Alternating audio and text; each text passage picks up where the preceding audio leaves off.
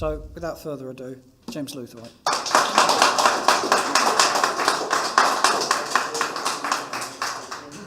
The previous speakers have all been very short, very concise, very to the point. Mine will be less so because there's more to get into it. So feel free to nod off if you have to, but please don't snore. It's bad for the recordings.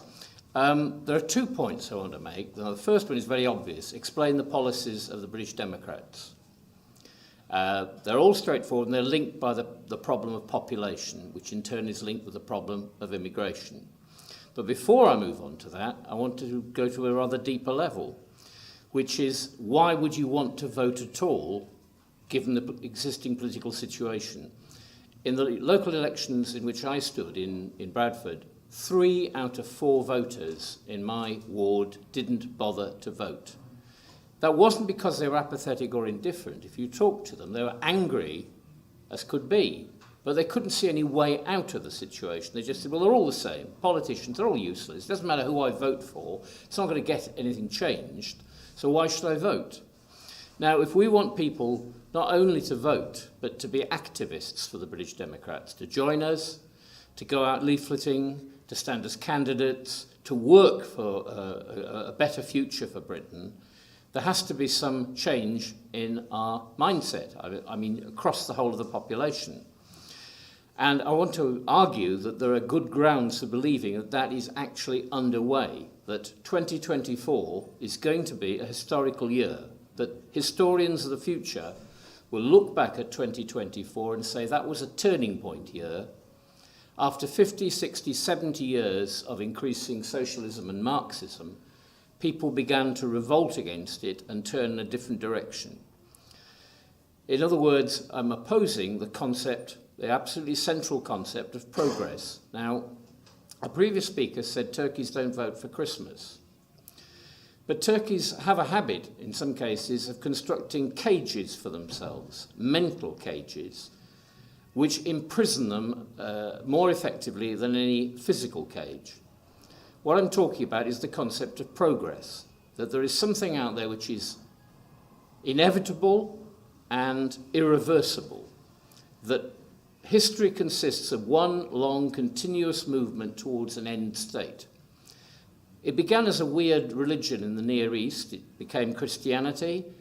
Christianity was then secularized. It became the Whig interpretation of British history. Everything was getting better and better under the wise paternal guidance of the Whigs. It became Marxism in its ultimate state. It was drained of its spiritual meaning and simply became class struggle is what the be-all and end-all of history and leads inevitably to the dictatorship of the proletariat. And it's irreversible. You can see practical examples of this. In, for instance, the EU will not allow the question of capital punishment to be debated at all. The logic is, we've debated it once, it's been abolished, history moves on, it's part of the past, we don't need to discuss it again. In fact, you may not discuss it again. It cannot be introduced as a subject of discussion. So this is a view of history which is all too prevalent. You meet people that say, but after all, it's 2021. The implication being, therefore, something which was popular in previous centuries is inadmissible. That's what Cliff was getting at when he talked about norms. So we're not going to make any progress unless we rid ourselves of the leftist idea of inevitable progress leading towards a more and more socialist, lefty, liberal state. And that is irreversible and it cannot be changed by our actions. We have to rid ourselves of that negative feeling. And there are reasons, as you probably have seen in the newspapers, on the media, for believing that change is underway. People in France, in Germany, in other European countries have recently voted for a shift to the right, when everybody was assuming that history was progressively going towards the left, towards liberalism. It is very likely that people like Le Pen and Trump will do well this year. It may only be a few footsteps, but we all know the Chinese proverb about every journey of 1,000 miles begins with a few footsteps. What I mean is that in retrospect, 2024 will be the year when people turn their backs on the inevitability of leftist conception of progress and reacted against it.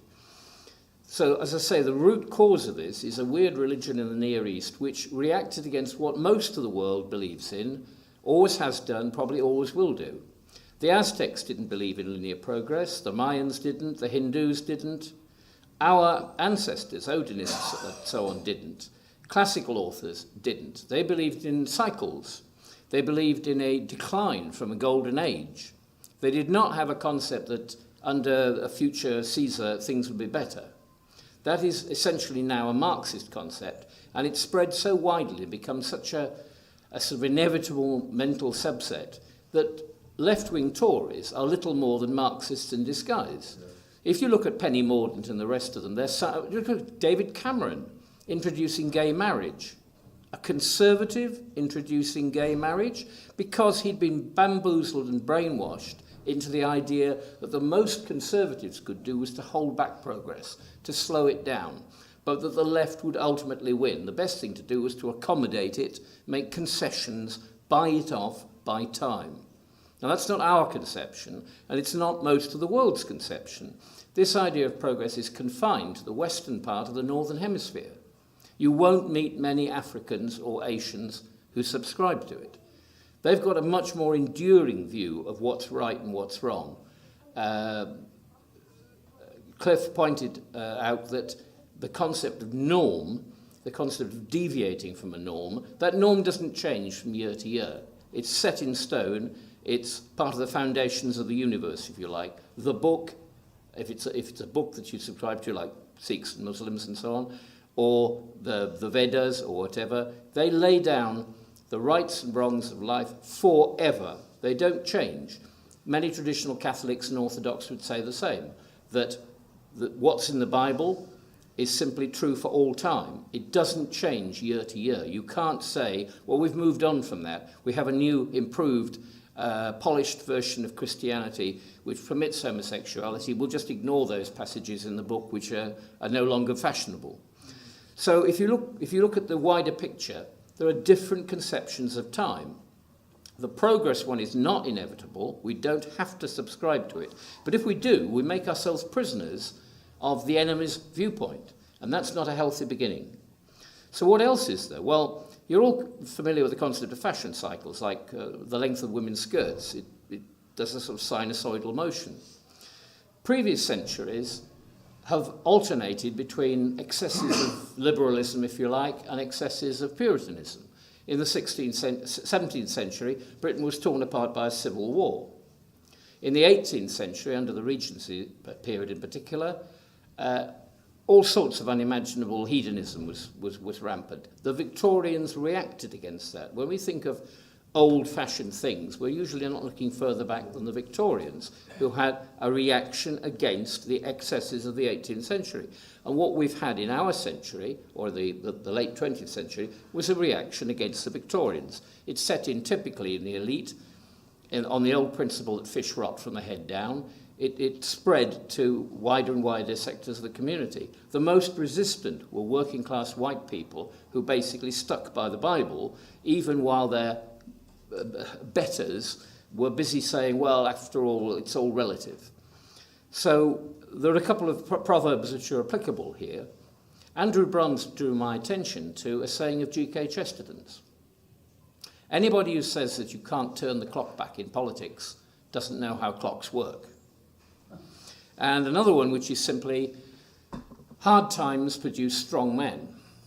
Strong men have weak sons. They introduce soft, easy, lazy times, which eventually turn bad. That has to call forth another generation of strong men. You're familiar with the concept. Basically, it's a progressive cycle, and it will go on theoretically forever. There will always be reaction and a sort of pendular effect. That's what we're seeing in young people in Europe and America. Macron's support in the recent elections was confined to the over 60s. The people in the 1824 young group are voting for Le Pen in increasing numbers. Now, that is not what the left have predicted. It's not supposed to happen. Once something has moved to the left, it's supposed to move further to the left. It's not meant to turn back on itself. So for them, it's a body blow to their ideology if people ever turn back from something that they see as achieved. There is, again, a EU concept, acquis communautaire, which is that once the EU has established something, it will never be given up. That is the left position. But what is happening is that people are recoiling against it. You can see it as the operation of the second law of thermodynamics in politics, except that it's successive, not simultaneous. To every action, there is an equal and opposite reaction. We've had 50 years, maybe 70 years, of leftism being shoved down our throats. And inevitably, as I would see it, and perhaps as you would see it, there is a reaction against that. People have had enough. They've been pushed to the wall, as Steve said, the British are best when they've got their backs to the wall. They are pushing back now, increasingly in Europe, and it will happen in America, because wokeism has gone so far that ordinary people are revolting against it. It's not, again, coming from the elite down. It's coming from the grassroots and the people up. They've had enough. So you can see some sort of a pendular effect in history, in which we swing to the left, we swing to the right. But it's not leading anywhere, because that shifting to the left and the right could go on forever. It's nothing to do with technological progress. We might invent better machines in a future century, but we won't make better people, because people are pretty stable throughout the centuries. And the rest of the world has never subscribed to this idea of progress, and it's retained its self-confidence and its values and institutions. An Orthodox Hindu, an Orthodox Muslim, an Orthodox Confucian has not been affected by the ideological perturbations in the West. They are solidly rooted in their culture. Chinese culture has been around for something like 5,000 years. And the Chinese are deeply confident that their values are going to be ultimately successful. And if you stand back and look at the world, how it's developing, that's probably what's going to happen. Because they have confidence in their values, they don't believe there's something which can be changed by intellectuals telling them that it's all relative, that there are no norms, that anything is possible. They believe that there are strict norms, for instance, about gender roles. You know, men are men, women are women. You're not going to convince the population of 3/4 of the globe that women can change into men simply because they decide that they're going to do so. So, as far as I can see, things are moving in our favour, and I will predict that for the next 50 or 60 or 70 years, we will move further and further to the right, if only because we've had a gutful of moving to the left. And I think the first stirrings of that, as I say, are in the European elections, and in particular in the attitude of young people. It's a generational revolt, rather like the rock and roll revolt of the 50s. People are saying, I'm sick of Dad telling me that this is right, this is wrong. I'm reacting against it. I think he's wrong. I and my generation want to reverse things. And I predict that that is what's going to happen. It would be a tragedy if the people of Britain, and in particular the people politically inclined to vote British Democrat, failed to take advantage of this opportunity because they have a spirit of negativism, saying it's not worth engaging in the electoral struggle, it'll never get us anywhere, or that it's all over because the other politicians have stitched it all up. The end of the rule of the other politicians is in sight. They will be the last people to see it, remember, because they think they've got it all stitched up. But when that revolt occurs, the intellectuals, the politicians, the establishment in general will be the most surprised people in Britain. The rest of us will see it coming as being an inevitable response to their excesses. They've brought it about. So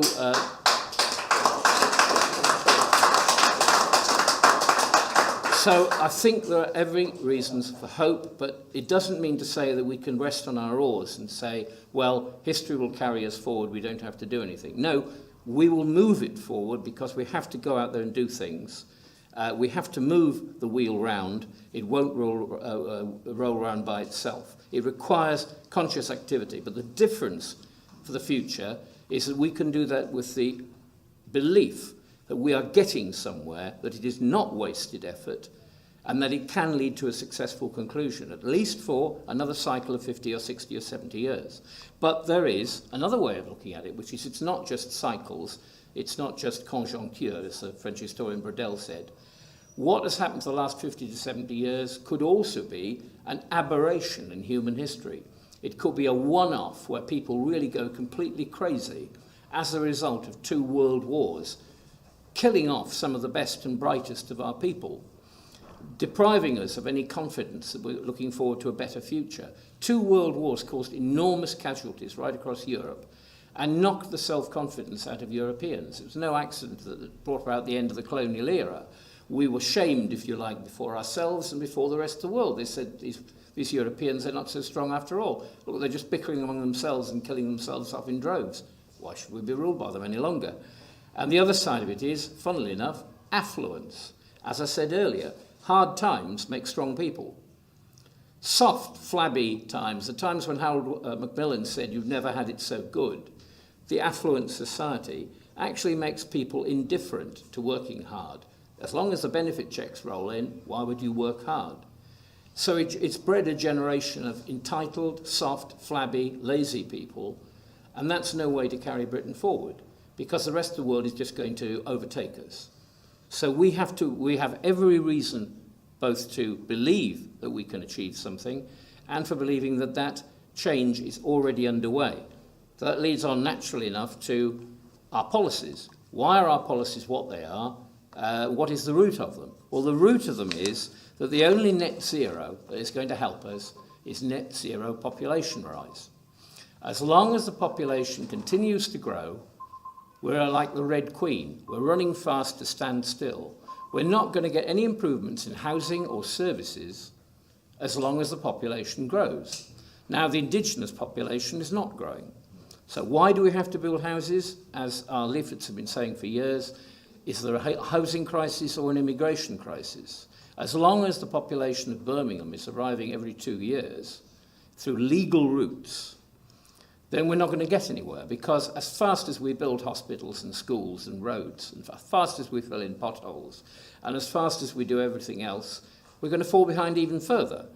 The first principle of British nationalism has got to be net zero population growth. We must set a limit. That may not sound like a revolutionary slogan, but how many times have you picked up in the paper, the population of Britain is predicted to be 70 million, 80 million, 90 million in the future? Predicted? What? As if it was something natural like the weather. No, we're allowing it to grow because we're not doing the policies which will stop it from growing. We have to say this country can support so many people in comfort. And no more. And we have to say, therefore, since our population is not growing by indigenous means, it's simply due to immigration, that's why we have to stop immigration. It doesn't matter what the colour of the skin is necessarily, though there is obviously the point of loss of cultural cohesion. Now, reform, which has been mentioned, Lawrence drew my attention to this, reform are quite happy with the one-in, one-out principle. The net population growth, they're saying it doesn't really matter if 600,000 white British people leave and 600,000 people arrive from all over the world with no cohesion between themselves, let alone between them and us. It doesn't matter because it's one for one. That's a view of the world which is obvious for people like Tice and Farage, because what are they? They're city traders. For them, the whole thing is the economy. We are just a workforce. They have no concept of the British people as an organic entity. There is no thing for them called the British people who have been around for centuries. Remember that the people in the Cheddar area of Somerset have been traced back to having the same genes as they had 15,000 years ago. There is an immense stability in our population. But these people, well, one in, one out. So theoretically, if the entire population of Britain over the next decades leaves, but is replaced by people from the third world, nothing's changed. It's still Britain, just a different content, but the same name. That is the viewpoint of people that think the economy is everything. When they talk, they say, well, we need workers to feed the economy, to grow the GDP.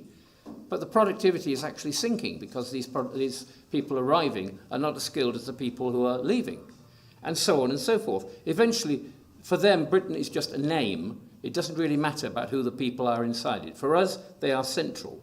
So everything else flows from that. So we would say the way to move forward is to stabilise population. That means stopping all immigration, not just pushing the boats back, which has to be done because there will always be illegals, but stopping legal immigration. Now, why does this happen at all? I used to work in a factory in which I was a security officer for it, in which, amazingly enough, all the IT department were Indians. I said, where are the British graduates in IT? Oh, it's cheaper to hire them in India because this large American firm can pay them Indian wages. I said, but if they're paid Indian wages, how do they survive in Britain? Oh, they get tax credits.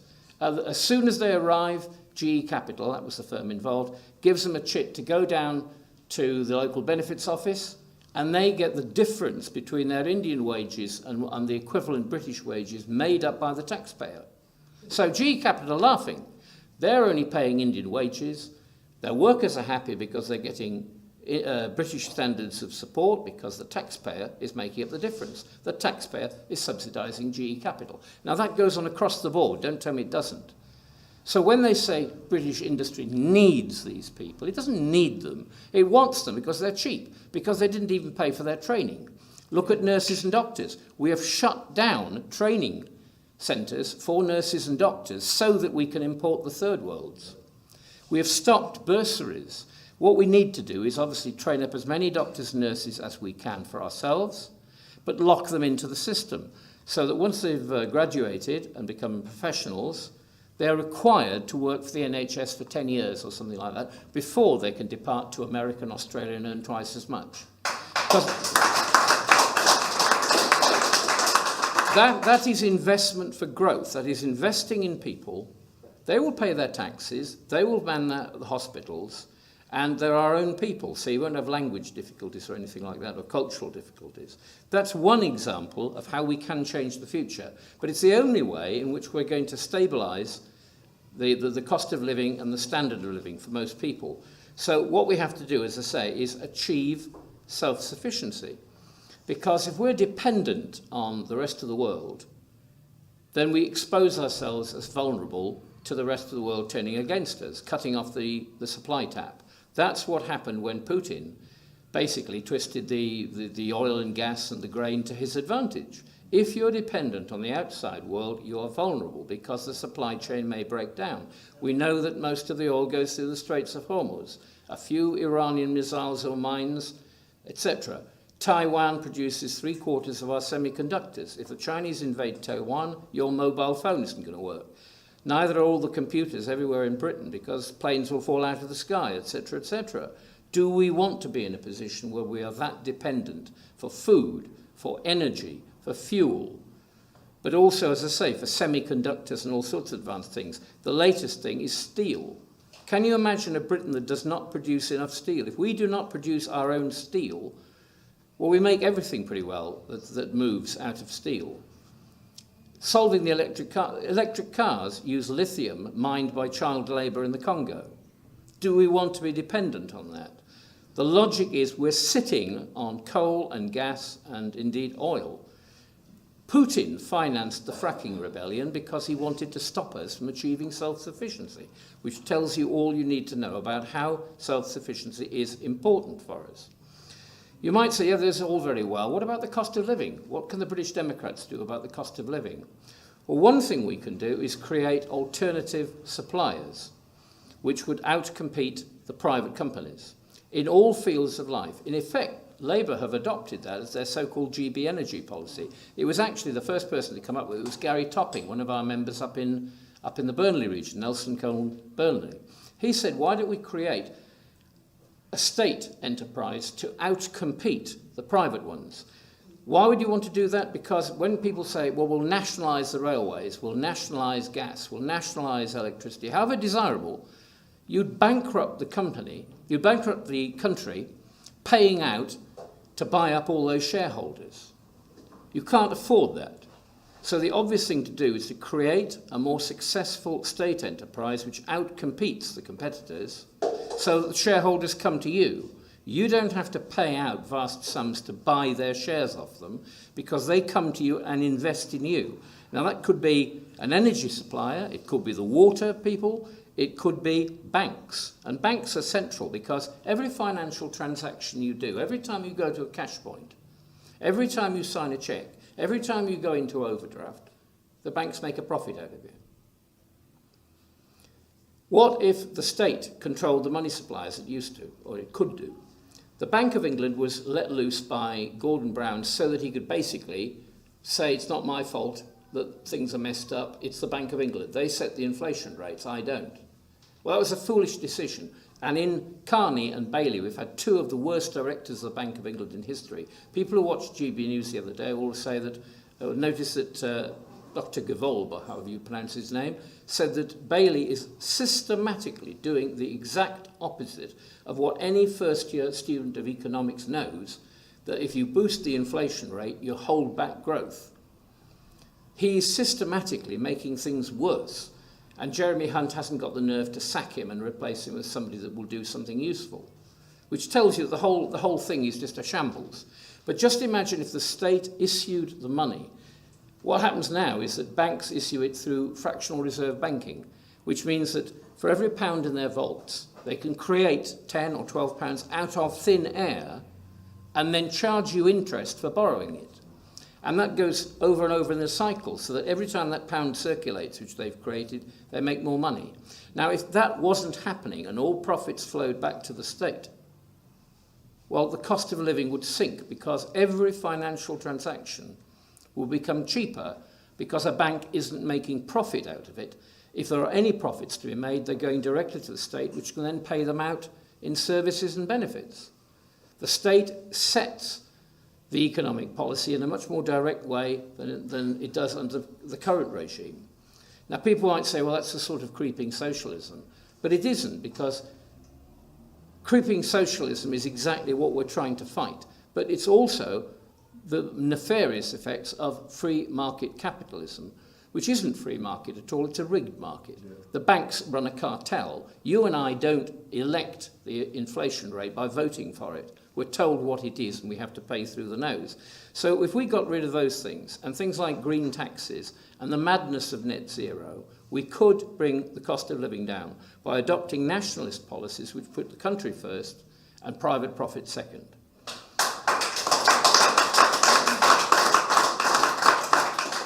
And the final thing, which other speakers have already commented on, is to restore benefits based on contributions, not need. There is a very good book on the East End by a left-wing sociologist, a socialist called Jeff Deutsch, in which he said when he talked to people in the East End, it's a sort of sociological survey, asked people how things were in the old days and how they are now. Everybody said to him, in the old days, you paid in and eventually you got paid out. You contributed to the system maybe for 20 years of your life. Then when your sons and daughters wanted a house was made available through the public housing that I think Steve spoke about. Well, it doesn't happen anymore because in the 70s they changed it for needs-based. That meant it didn't matter if you'd never made a contribution in your life and were never going to. If your need was greater, if you arrived in a rubber dinghy with a shirt on your back, your need was greater than somebody that had paid in for the whole of his life. So he got the house, not you, or your children. Now, is that fair? No. Did people vote for it? No, it was imposed on them. Governments changed the rules. We didn't get a look in. We wouldn't have voted for that in 1,000 years. We want to restore that. Contributions-based benefits. No benefits are paid out unless you've paid in. Well, that stops giving benefits to illegal immigrants from the start because you simply say, have you paid in for 5 years? No? Well, then you don't get a house. You don't get a four-star hotel. You don't get anything. You can sleep rough like the war veterans have to sleep rough.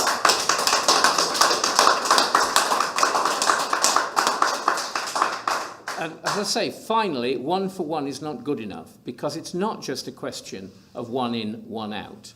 That is changing the whole face of Britain. It's making it a society of strangers.